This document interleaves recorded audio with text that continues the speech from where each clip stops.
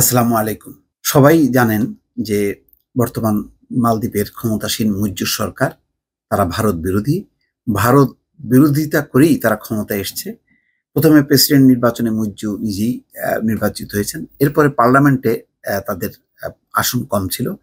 কিন্তু কিছুদিন আগে যেই পার্লামেন্ট নির্বাচন হয় সেখানে একেবারে ভূমিধস বিজয় পেয়েছে মুইজ্জুর দল। ফলে এখন নিরঙ্কুশ প্রেসিডেন্ট হিসেবে মুইজ্জু নিজে এবং পার্লামেন্টেও তার একক সংখ্যাগরিষ্ঠতা।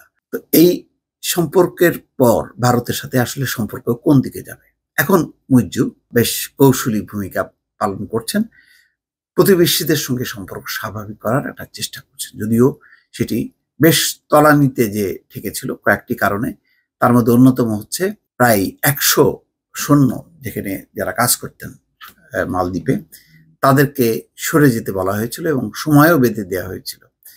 পাশাপাশি মালদ্বীপে বরাবর যেটা হয় যে প্রথম নির্বাচিত প্রেসিডেন্ট তিনি সফর করেন ভারত, কিন্তু সেই রীতি ভঙ্গ করে মুইজ্জু গিয়েছিলেন চীনে এবং প্রায় ৪০ থেকে ৫০টি গুরুত্বপূর্ণ চুক্তিও করেছে। সেই চুক্তির পর যেটি দেখা গেছে যে চীনা যুদ্ধ জাহাজের উপস্থিতি মালদ্বীপের একেবারে সংলগ্ন সৈকতে। তো এই অবস্থার পর ভারত স্বাভাবিকভাবেই প্রচন্ডভাবে নাখোশ হয়েছে। মার্কিন যুক্তরাষ্ট্রও তাদের মধ্যেও টনক নড়েছে এবং তাদের পক্ষ থেকেও সফর হয়েছে। মোট কথা মালদ্বীপ কি পুরোপুরি চীনে বলয়ে চলে গেল? এরকম একটি আলোচনা কূটনীতিক মহলে বা আন্তর্জাতিক রাজনীতিতে সামনে চলে আসলো।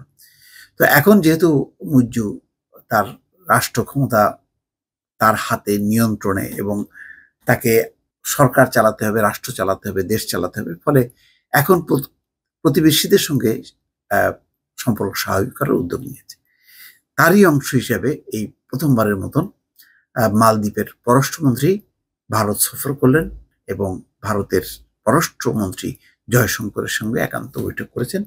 বৈঠকে ভারতের সাথে সম্পর্ক স্বাভাবিক করা, ভারত বিরোধী বক্তব্য রাখার দায়ে ৩ জন মন্ত্রীকে যে বরখাস্ত করা হয়েছে সেই বিষয়গুলো সামনে এনেছেন এবং বলেছেন যে এটি রাজনৈতিক কৌশলের একটি অংশ ছিল ভারত বিরোধিতা। কিন্তু মালদ্বীপ যেমন চায়, ভারত যেমন চায় প্রতিবেশীদের সঙ্গে সুসম্পর্ক সেটি রাখতে চায়। মালদ্বীপের সবচেয়ে বড় সংকট দেখা গেছে যে যখন ভারতীয় পর্যটকরা একেবারেই মুখ ফিরিয়ে নেয় মালদ্বীপ থেকে এবং বলা হয় যে ৪৬% পর্যটক তারা আর মালদ্বীপে যাচ্ছে না। তো এই অবস্থায় মালদ্বীপ যেহেতু পর্যটন খাত তাদের সমৃদ্ধ এবং এটাই হচ্ছে তাদের প্রধান আয়, এইখানে তারা অর্থনৈতিকভাবে ক্ষতিগ্রস্ত হয়েছে। এখন মালদ্বীপের পর্যটন মন্ত্রী এবং এখন সফররত যেই পররাষ্ট্রমন্ত্রী তারা আহ্বান জানাচ্ছে যে ভারত যাতে অতীতের কথা ভুলে গিয়ে তাদের পর্যটকদেরকে অনুরোধ করে মালদ্বীপ সফর করার জন্য। মালদ্বীপ ভারতীয় পর্যটকদেরকে গ্রহণ করতে উন্মুখ হয়ে আছে, এমন একটি বার্তা নিয়েই পররাষ্ট্রমন্ত্রী সফর করছেন।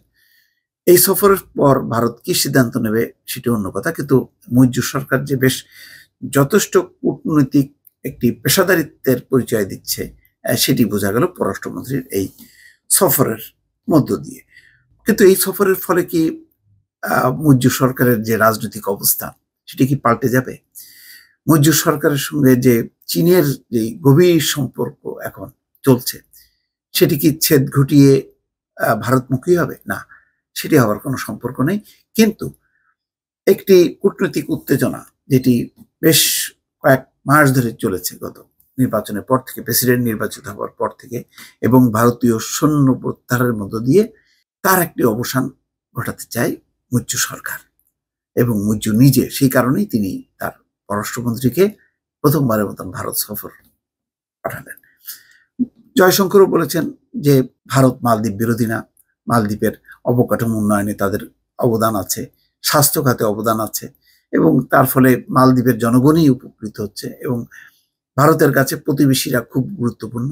সেই হিসাবে ভারত মালদ্বীপকে ভিন্ন চোখে দেখে না। এগুলো হলো সবই কূটনীতির ভাষা।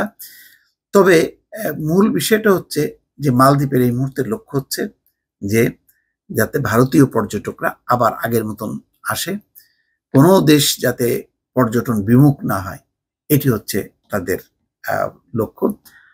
আর ভারতের লক্ষ্য হচ্ছে যে তার যাতে মান সম্মান বজায় রাখে, অর্থাৎ সৈন্যদেরকে যেভাবে প্রত্যাহার করা হলো সেটি যাতে স্থগিত করা হয় বা পুনরায় যাতে সৈন্যরা যেতে পারে তার একটি ক্ষেত্র প্রস্তুত করা। ফলে এখন দুইটা দেশের মধ্যে একেবারে এক বলা যায় অসম, কোথায় ভারত কোথায় মালদ্বীপ। তারপর একটা কূটনীতিক একটা ঠান্ডা যুদ্ধ এবং আপাতত একটা শান্ত পরিস্থিতি লক্ষ্য করা যাবে আগামী দিনে, এটি সবাই ভাবছেন। দর্শক ভালো থাকবেন। আল্লাহ।